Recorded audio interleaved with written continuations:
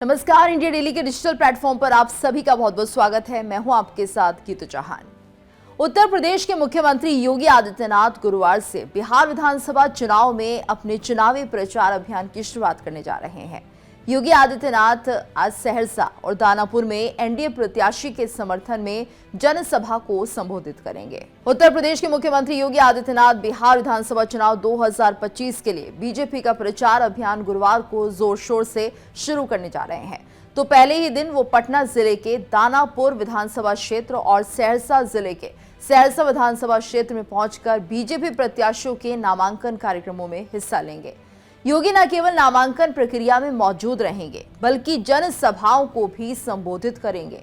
तो सबसे पहले पटना के दानापुर विधानसभा क्षेत्र पहुंचेंगे, जहां बीजेपी के दिग्गज नेता और पूर्व सांसद रामकृपाल यादव विधानसभा चुनाव लड़ रहे हैं।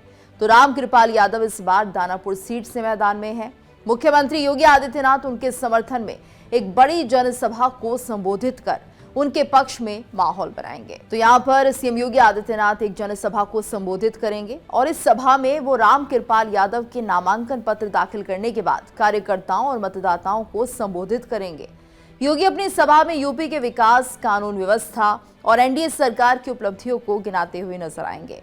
तो रामकृपाल यादव ने कहा कि योगी जी का आगमन हमारे लिए ऊर्जा का इंजेक्शन है। वो बिहार को उत्तर प्रदेश की तरह मजबूत बनाने का संदेश देंगे।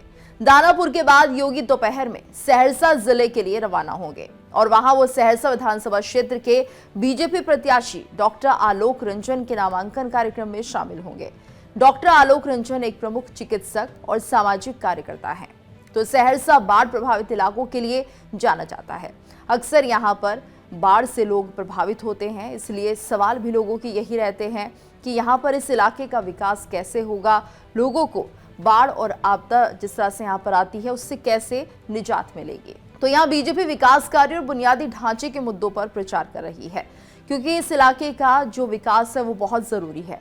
काफी लंबे समय से यही देखा गया है, जब बहुत ज्यादा बारिश होती है तो ये क्षेत्र सबसे ज्यादा बाढ़ प्रभावित हो जाता है। यहाँ के लोगों को जो बुनियादी सुविधाएं मिलनी चाहिए वो भी नहीं मिल पाती, लोग बेघर हो जाते हैं, बाढ़ का पानी लोगों के घरों में घुसता है और उनकी समस्या दुगनी हो जाती है।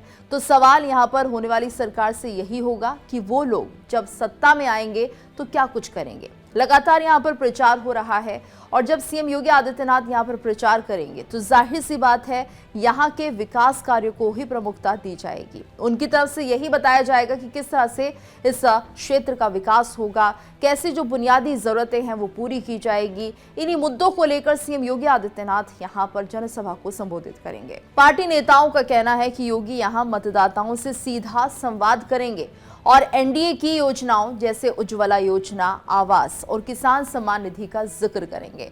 तो यहाँ पर जिस तरह से हम देखते हैं कि योगी आदित्यनाथ की एक अलग ही पहचान है। बिहार की अगर हम बात करें तो सबसे ज्यादा डिमांडिंग नेताओं में योगी आदित्यनाथ रहते हैं, क्योंकि उत्तर प्रदेश में जिस तरह से योगी का मॉडल काम कर रहा है और इस मॉडल को लेकर लगातार चर्चाएं भी होती है। कानून व्यवस्था जिस तरह से यहाँ पर बेहतर होती हुई दिखाई दे रही है, एक विश्वास लोगों का सीएम योगी आदित्यनाथ पर है और शायद यही वजह है कि वो जब यहाँ पर लोगों में जोश भरते हैं और मतदाताओं के बीच पहुंचते हैं तो गजब का जोश यहाँ पर लोगों में दिखाई देता है। एक भरोसा, एक विश्वास लोगों का सीएम योगी पर है, क्योंकि उनकी जो कार्यप्रणाली है उस पर लोगों को यकीन है। जिस तरह से उत्तर प्रदेश की कानून व्यवस्था को बेहतर योगी बना रहे हैं, वही विश्वास उन्हें बिहार के लिए भी है कि जब यहाँ पर बीजेपी की सरकार आएगी तो यहाँ पर सीधे तौर पर जो बीजेपी के कैंडिडेट्स अगर जीतते हैं तो उसी विकास पर काम किया जाएगा, उसी मॉडल पर काम किया जाएगा। तो ये संभावनाएं बहुत ज़्यादा लगती हैं और ऐसे में यही वजह है जिसके चलते सीएम योगी को चुनावी मैदान में प्रचार के लिए उतारा गया है। तो यहाँ पर ये तमाम ऐसी योजनाएं होंगी जिनका जिक्र सीएम योगी आदित्यनाथ करते हुए नजर आएंगे। वहीं डॉक्टर आलोक रंजन ने यह भी बताया कि योगी जी की उपस्थिति से क्षेत्र के युवाओं और महिलाओं में उत्साह है। हम विकास के एजेंडे पर जीत हासिल करेंगे और ये योगी आदित्यनाथ का बिहार चुनाव में पहला दौरा है, लेकिन पार्टी ने उन्हें स्टार कैंपेनर बनाया है। जी हाँ, स्टार कैंपेनर की भूमिका हमेशा से सीएम योगी आदित्यनाथ निभाते हुए नजर आते हैं और जिस तरह से यहाँ पर जिक्र किया गया है कि महिलाओं में भी एक अलग उत्साह होता है जब सीएम योगी आदित्यनाथ की बात की जाती है, क्योंकि हमने देखा कि इस उत्तर प्रदेश में उन्होंने महिलाओं की सुरक्षा के लिए कई ऐसे कार्यक्रम शुरू किए हैं। इसमें ऑपरेशन मजनू की अगर हम बात करें तो यहाँ पर सीधे तौर पर और दूसरा ये कि जिस तरह से एक अलग ऑपरेशन यहाँ पर नारी शक्ति से जुड़ा हुआ है, तो ये तमाम ऐसे काम हैं जो उत्तर प्रदेश में शुरू किए गए, जिसमें महिलाओं को प्राथमिकता दी गई है, उनकी सुरक्षा को लेकर प्राथमिकता दी गई है। और शायद उत्तर प्रदेश में अगर किसी भी महिला के साथ कोई अत्याचार होता है तो यहाँ पर कानून व्यवस्था बहुत ज़्यादा बेहतर हम देखते हैं, और किसी भी तरह से अगर कोई शिकायत जाती है महिलाओं की सुरक्षा से जुड़ी हुई तो उस पर तुरंत कार्रवाई होती है। तो ये जो माहौल है वही हम बिहार में होता हुआ भी देख रहे हैं। यहाँ पर भी हम देख रहे हैं जो युवा हैं, महिलाएं हैं, उनमें एक गजब का उत्साह है। सीएम योगी को सुनने के लिए भी भारी तादाद में लोग यहाँ पर पहुंचेंगे, ऐसी भी उम्मीद जताई जा रही है। वहीं सूत्रों के मुताबिक जानकारी ये भी सामने आ रही है कि योगी पूरे चुनाव में 20 से ज्यादा रैलियों को संबोधित करेंगे, तो जो मध्य और उत्तरी बिहार के संवेदनशील इलाकों में होगी। बिहार विधानसभा चुनाव 2 चरणों में हो रहा है, यानी 6 और 11 नवंबर को ये चुनाव होना है, जबकि नतीजे 14 नवंबर को आएंगे। तो बीजेपी ने अभी तक 83 उम्मीदवारों की सूची जारी की है, और योगी का प्रचार बीजेपी के लिए रणनीतिक महत्व भी रखता है। जरा उसको भी हम समझते हैं किस तरह से जो योगी हैं वो बीजेपी को जीत के रास्ते पर आगे ले जा सकते हैं। तो सबसे पहले तो उनकी बुलडोजर नीति है जो चारों तरफ चर्चा में रहती है। दूसरा ये हिंदुत्व का एजेंडा बिहार के ग्रामीण और शहरी दोनों इलाकों में लोकप्रिय है। तो पार्टी का मानना है कि योगी की रैलियां एनडीए के गठबंधन को मजबूत करेंगी, खासकर जेडीयू प्रत्याशियों के लिए भी। एक बीजेपी नेता ने कहा कि योगी जी की मांग हर सीट पर है, वो बिहार को विकसित भारत का हिस्सा बनाने का सपना दिखाएंगे। और इससे पहले हमने देखा कि हरियाणा और महाराष्ट्र में भी जब उन्होंने कैंपेन किया था तो बीजेपी को यहाँ भी जीत मिली थी। और ऐसे में सीएम योगी आदित्यनाथ जब संबोधन करते हैं तो उस वक्त जो जोश होता है वो अलग ही होता है। और जब हम बात करते हैं मध्य महाराष्ट्र की और हरियाणा की, तो हम यहाँ देखते हैं किस तरह से सीएम योगी आदित्यनाथ ने एक नारा दिया था कि कटेंगे तो बटेंगे, और शायद यही वजह थी जिस नारे ने सभी को एकजुट किया, और जो वोट है वो कहीं खिसकता हुआ नजर नहीं आया। तो सीधे तौर पर यह माना जाए कि एक तरह से जीत की गारंटी भी इस वक्त सीएम योगी आदित्यनाथ बनते हुए दिखाई दे रहे हैं, क्योंकि जब वो चुनाव प्रचार करते हैं, जब वो पार्टी की योजनाओं के बारे में बात करते हैं, भविष्य में क्या रणनीति रहेगी उस विधानसभा क्षेत्र के लिए, जब इसकी बात करते हैं तो बहुत ज़्यादा लोग जो हैं उन पर विश्वास करते हैं, उन्हें सुनना चाहते हैं। खासतौर से युवाओं में बहुत ज़्यादा लोकप्रिय है।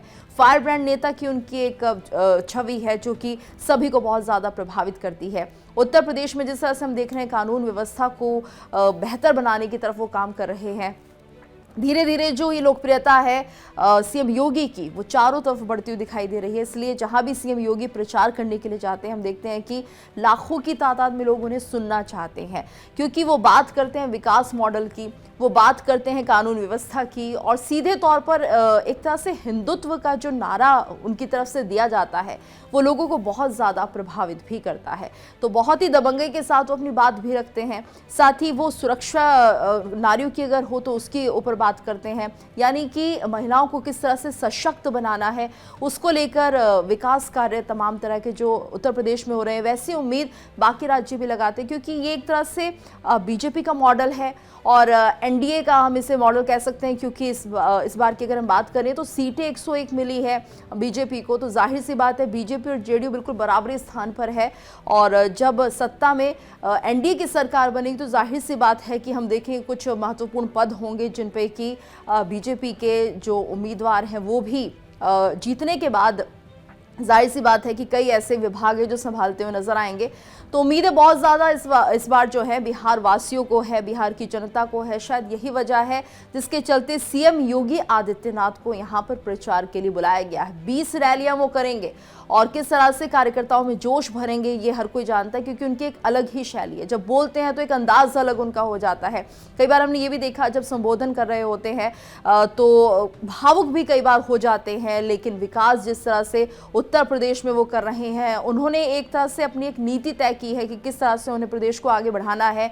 शायद यही वजह है। दूसरा ये कि जो बुलडोजर कार्रवाई की जाती है उत्तर प्रदेश में उससे बहुत ज़्यादा लोग पसंद करते हैं, और जिस तरह से यहाँ पर अपराधियों को पस्त किया जाता है, ऑपरेशन लंगड़ा भी हाल फिलहाल हमने देखा चला है उत्तर प्रदेश में, तो जो बाकी राज्य के लोग हैं वो भी चाहते हैं कि उनके प्रदेश में भी ऐसा ही कुछ हो। और कई बार तो हमने ये सुना भी है कि जो दूसरे राज्य के लोग हैं वो चाहते हैं कि हमें योगी जैसा नेता चाहिए। तो जब वो बात करते हैं तो यहाँ पर एक तरह से मानिए कि जो हिंदुत्व का मुद्दा है, जिसको लेकर लगातार ये बात कही जाती है कि जो हिंदू वोट बैंक है वो कहीं बंटने ना पाए। अगर हम बात करते हैं सहरसा सीट की, तो हम देख रहे हैं मुस्लिम बहुल इलाका है ये, और यहाँ पर लगातार अभी महागठबंधन में तो सीटों का बंटवारा नहीं हुआ है, लेकिन AIMIM ने यहाँ पर अपने कैंडिडेट्स उतार दिए हैं, तो सीधे तौर पर प्रचार भी किया जा रहा है। और यही वजह है कि एक तरह से योगी जब यहाँ पर प्रचार के लिए पहुंचेंगे तो एक बड़ी टक्कर यहाँ पर AIMIM को मिलती हुई नजर आएगी। तो ये जो वोट का बिखराव होता है वो ना हो, और इसके चलते यहाँ पर जो हिंदू हैं उन्हें एकजुट करने की जो एक बड़ी जिम्मेदारी है वो योगी पर है। हालांकि अगर योगी के विकास मॉडल की बात हम करते हैं तो उत्तर प्रदेश में हम देख रहे हैं हिंदू मुस्लिम दोनों को साथ लेकर वो चलते हैं। खासतौर से हमने देखा कि जो मुस्लिम महिलाएं हैं उसमें भी एक अलग लोकप्रियता यहाँ पर CM योगी आदित्यनाथ की रहती है। तो ये तमाम ऐसे फैक्टर्स हैं जिनको लेकर पार्टी ने अपने स्टार प्रचारकों की लिस्ट में CM योगी आदित्यनाथ को तरजीह दी है, और यही वजह है कि 20 जनसभाएं उन्हें करनी है, रैली करनी है, और बहुत हद तक ये कहा जा सकता है कि लोगों को प्रभावित करते हुए नजर आएंगे। बिहार वासियों में खासी लोकप्रियता वैसे भी CM योगी की रही है, तो देखना होगा कि कितना बड़ा असर जो है CM योगी की रैलियां डालती हैं। आप इस खबर को लेकर क्या राय रखते हैं, कमेंट करके हमें जरूर बताइए।